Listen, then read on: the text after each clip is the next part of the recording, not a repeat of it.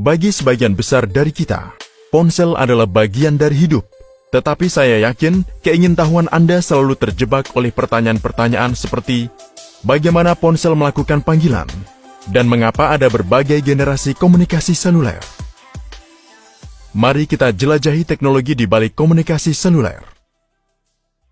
Ketika Anda berbicara di telepon, suara Anda diambil oleh mikrofon ponsel Anda. Mikrofon mengubah suara Anda menjadi sinyal digital dengan bantuan sensor MEMS dan IC.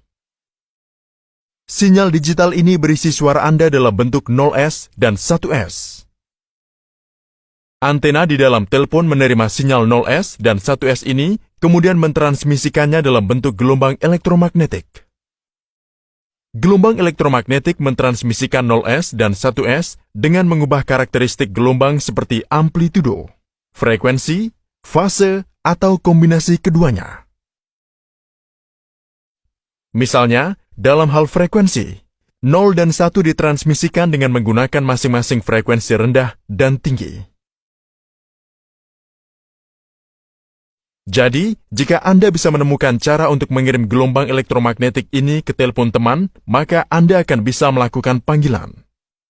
Namun, gelombang elektromagnetik tidak mampu melakukan perjalanan jarak jauh.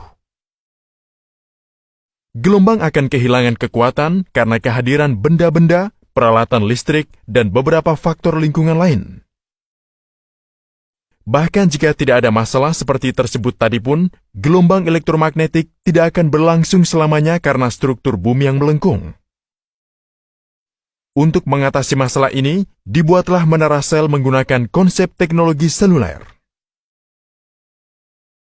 Dalam teknologi seluler, area geografis dibagi menjadi sel-sel heksagonal, dengan masing-masing sel memiliki menara dan slot frekuensinya sendiri. Secara umum, menara sel ini dihubungkan melalui kabel, atau lebih khusus lagi, kabel serat optik. Kabel serat optik ini diletakkan di bawah tanah atau lautan, untuk menyediakan konektivitas nasional atau internasional. Gelombang elektromagnetik yang dihasilkan oleh ponsel diambil oleh menara di dalam sel dan mengubahnya menjadi pulse cahaya frekuensi tinggi. Pulse cahaya ini dibawa ke base transceiver box yang terletak di dasar menara untuk pemrosesan sinyal lebih lanjut. Setelah diproses, sinyal suara diarahkan ke menara tujuan. Setelah menerima pulse, menara tujuan memancarkan keluar dalam bentuk gelombang elektromagnetik dan ponsel teman kemudian menerima sinyal. Sinyal ini mengalami proses terbalik dan teman mendengar suara Anda. Jadi memang benar bahwa komunikasi seluler tidak sepenuhnya nirkabel, namun tetap menggunakan media kabel juga. Beginilah cara komunikasi seluler dilakukan, tapi ada masalah besar yang sengaja tidak kami jawab. Komunikasi seluler hanya berhasil ketika menara Anda mentransfer sinyal ke menara teman. Tetapi bagaimana menara Anda tahu di area menara sel mana teman Anda berada? Nah, untuk proses ini, menara sel mendapat bantuan dari sesuatu yang disebut Mobile Switching Center, atau MSC. MSC adalah titik pusat dari sekelompok menara sel.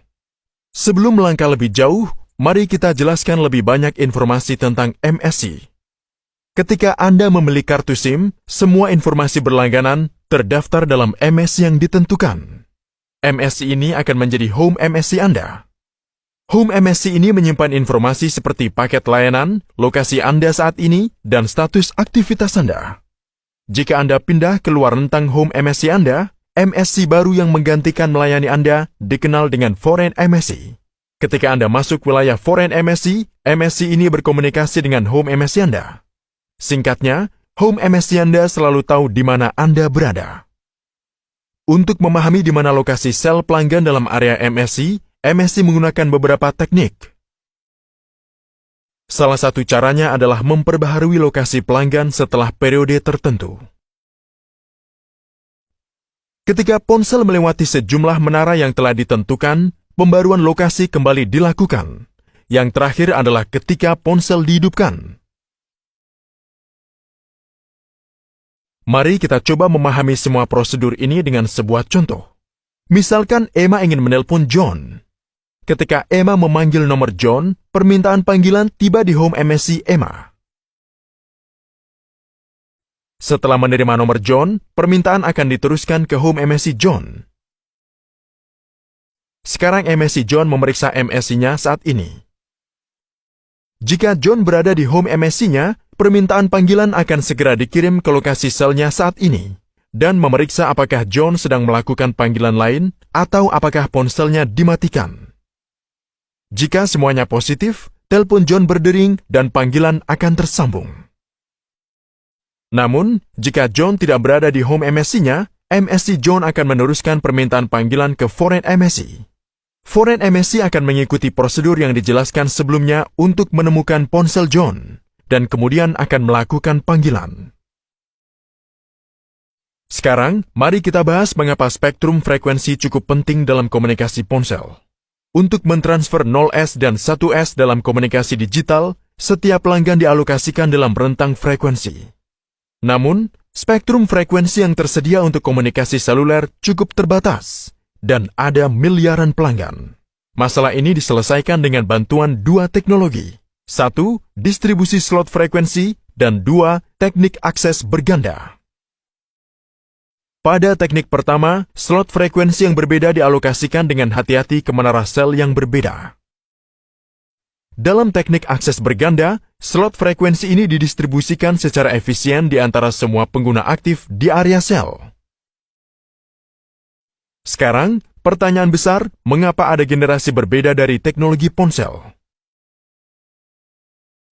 1G awalnya memungkinkan pengguna untuk pertama kalinya membawa telepon tanpa kabel terpasang.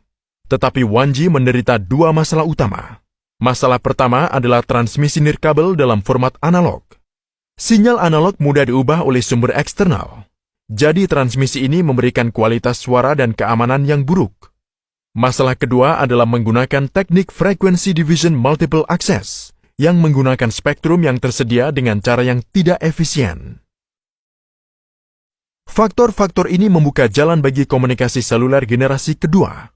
2G menggunakan teknologi akses berganda digital, yaitu teknologi TDMA atau CDMA. Generasi kedua juga memperkenalkan layanan data revolusioner, SMS, dan penelusuran internet.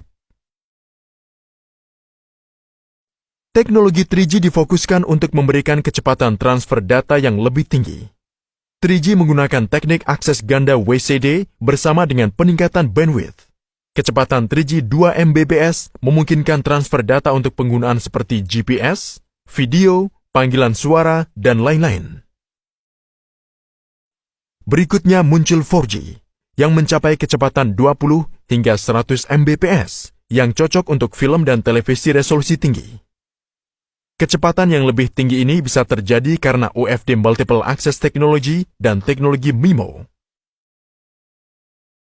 MIMO menggunakan beberapa antena penerima pemancar di dalam ponsel dan menara.